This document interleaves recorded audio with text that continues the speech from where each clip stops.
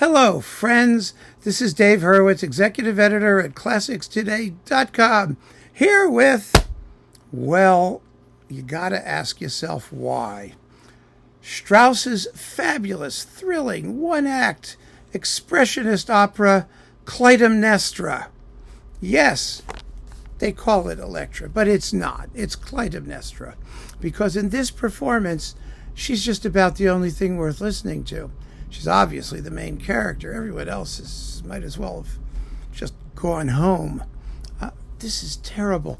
There's Salome from these forces. This is the Bergen Philharmonic with Edward Gardner. They did Salome. It was equally atrocious. You can't do these operas without singers. I mean, you could play them without singers. That would be fine. In fact, I think I'd enjoy this more had it been played without singers. But you need great singers, and you can't fake it.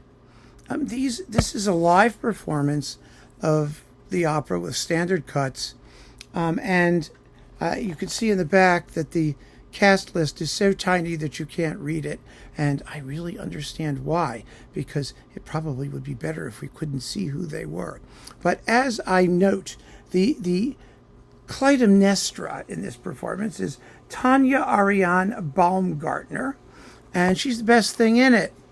I like the way she uses her lower register and her sense of anguish and spookiness, and yeah, she sort of gets the role. Okay, she's not Astrid Varney, but who is, right? She steals the show. It wasn't hard to steal the show.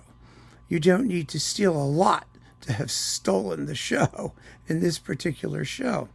But she's at least into the part, and she knows what she's doing. Elektra, well, let's see who is Elektra. Elektra just sounds awful. My God.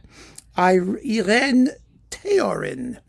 She's just hooty and blowsy, and she's got a vibrato you could drive a truck through, and I mean, her opening monologue is just never warms up to anything. And in the recognition scene, maybe she's a little better there, but my goodness, and the whole conclusion when she's supposed to, die from a psychosomatic musical orgasm caused by a paroxysm of revenge fulfillment.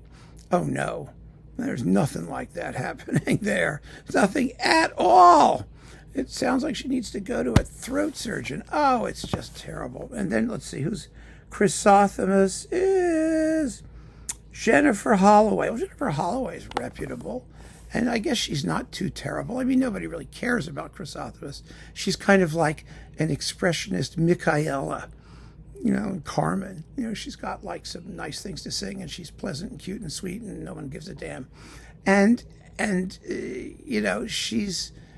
she's there. Let's put it that way. But the recording doesn't help her at all. We'll get to that in a minute. And then let's see. After her, we've got. It's interesting how Klytämnestra gets top billing in this cast list, deservedly so. And Aegist is actually on top of Orestes, which is also interesting. But he's okay. I mean, but no one cares about him either. You're not going to buy any performance of Elektra to hear Aegisthus get murdered. And then we've got Orestes. Yes, Orestes is Ian Paterson. And he is a good, somewhat stolid Orestes. I mean, he's noble, but you don't get much of a sense of urgency or this feeling that he's got like a mission, he's got to accomplish when he tells Elektra, what he's going to do. And Elektra is supposed to get all excited about it. He seems more doggedly solemn, but it's okay. I mean, it's listenable. It's listenable. And then, of course, you've got your, the five maids and all those other people, which no one really is going to make an issue about. They all sound okay. Probably most of them could do better in the principal roles. Then there's Edward Gardner, the conductor. Strauss, once facetiously, and it was facetiously said that Elektra should be conducted like Mendelssohn's fairy music. because it's written for this gargantuan orchestra, with gobs of brass and percussion, and a whole flotilla of clarinet family instruments, basset horns and bass clarinets and high clarinets and clarinets. It's just an unbelievably extravagant piece of music, and Strauss's point, I'm sure, was that it should be swift and light and transparent, despite the scoring, and Gardner gives us something that is swift and light and transparent. All of which goes to show that Strauss was just trying to stick it to all of his later performers, because Elektra sounds so much better when it's hot and heavy and decadent and absolutely insane and screechy, deafening. And the irony of this is that the Sonics, this is a live performance, and it seems like it's a live performance where they were attempting to imitate some of the